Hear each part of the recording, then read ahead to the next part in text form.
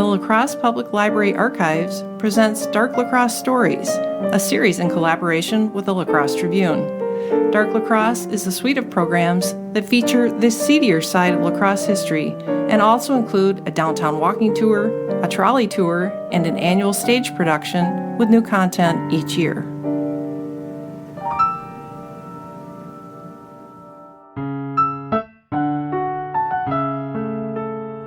My name is Tom Mcdonough. Most people around town, however, refer to me as the Big Fellow. I'm a lieutenant in the Crosse Police Department. Have been going on 9 years. Started as a patrolman back in 1903. I mostly sit behind a desk now, but my younger days, well, I could tell you some stories about this rowdy little river town. When I started walking the beat, this town was chock full of drunks and loose women. Not like today. Back then, rivermen would float into town, get their pay, and go looking for three things: whiskey, cards, and women. La Crosse had an ample supply of all three. As patrolmen, we were told that we could not be idle while on duty, that we must be alert for prostitutes, gamblers, and criminals. Well, no one could accuse me of being idle.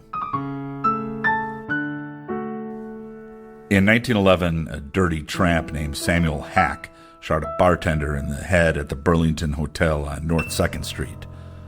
When Wolfie and me caught up with that Hack fella on the levee, there was a whole bunch of gawkers standing about, so there was no way we could have just shot him. Well, Wolfie slipped around his flank. I stood there like the Rock of Gibraltar, twirling my club and telling Hack he'd best surrender or I'd crack his skull for him. I started towards him, and you know what that rat did? He drew on me. I went in swinging. 3 times he pulled the trigger, and each time I heard it go click. He's lucky Wolfie got to him first and tackled him to the ground, or else I would have killed the bastard. After he was down, I took a gander at his pistol. Turns out the rest of the bullets were no good. I wouldn't fire. Otherwise, it would have been curtains for me. What a scrap. Wolfie and me laughed about it as we dragged Hack off to the 4th Street Pokey.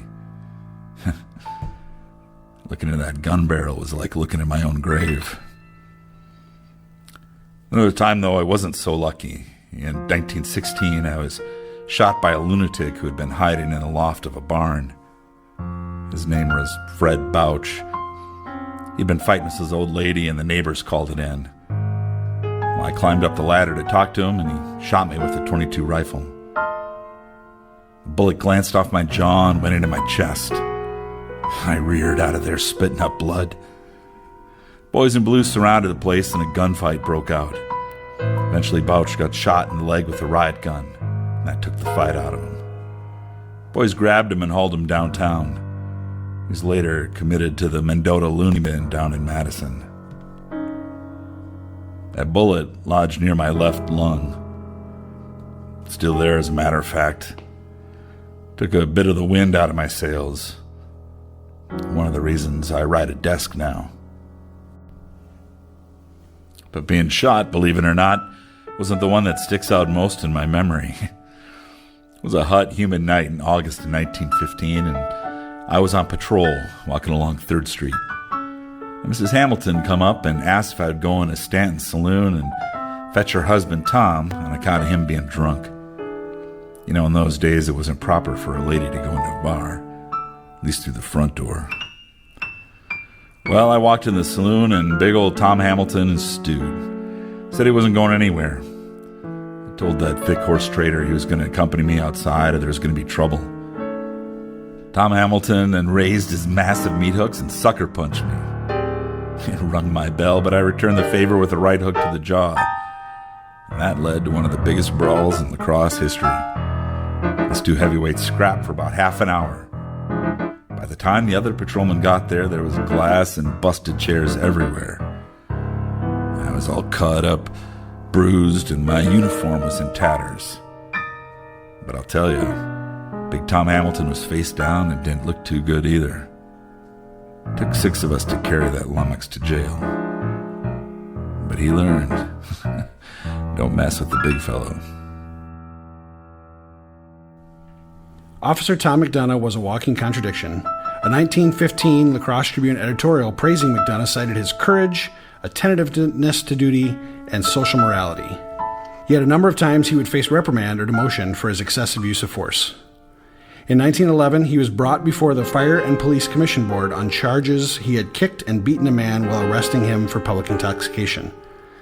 In 1915, he and another officer were accused by the Trades and Labor Council, a union organization, of taking sides and inciting violence during a dispute at the rubber mills.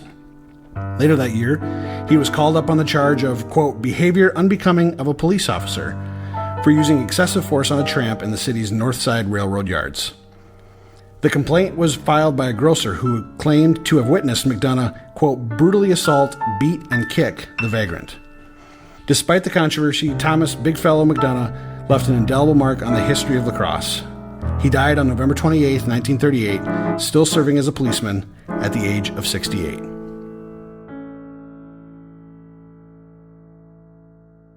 And now I'd like to welcome in Barry Mcknight, the Programming and Community Engagement Coordinator at the La Crosse Public Library and former member of the archive staff, who did some of the initial research for this story.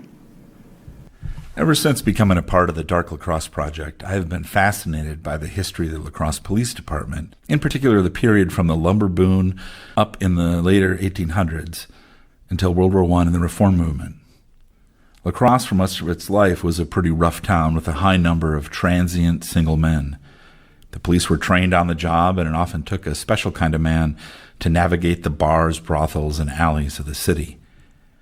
Keeping order often meant physical confrontations with little safety equipment or communication with other officers.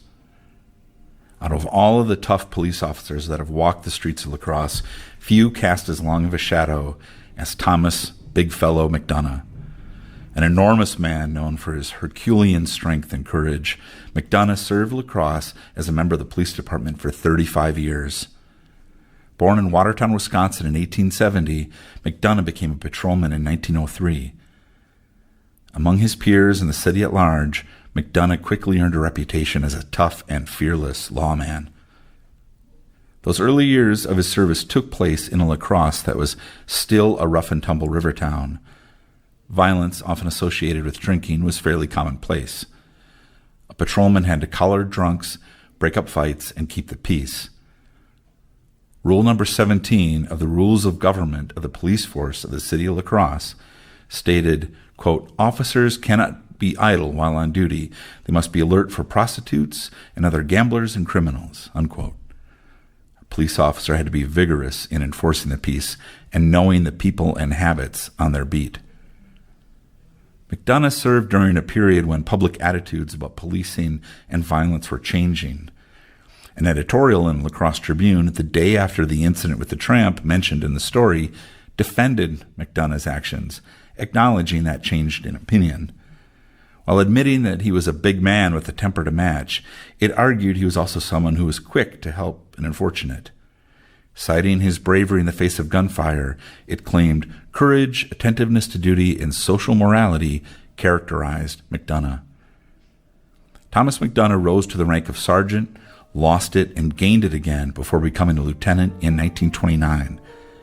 His career, ending with his death in 1938 at the age of 68, illustrates the challenges and changing nature of police work in La Crosse in the early decades of the 20th century.